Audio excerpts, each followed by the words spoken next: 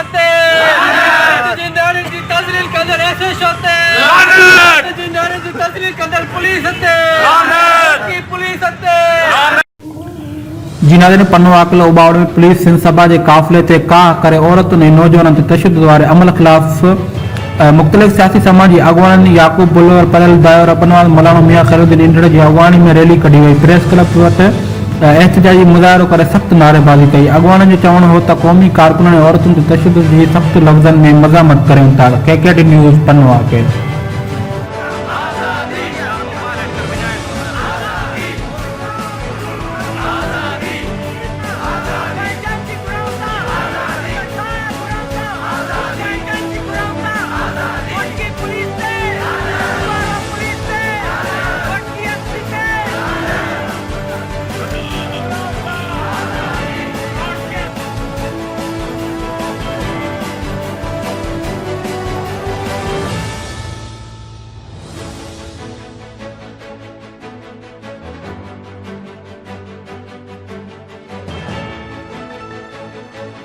उबाड़ो police तशद्दुद किया नानन के कीले गिरफ्तार किया यो अमल इंसानी हवाले से इखलाकी हवाले से मुल्क के आईनी हवाले से हर हवाले से निंदा चुको आहे।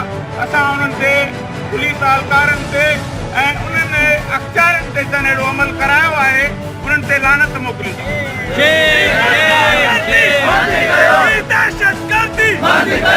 पुलिस गर्दी छा गुरू था आज़ादी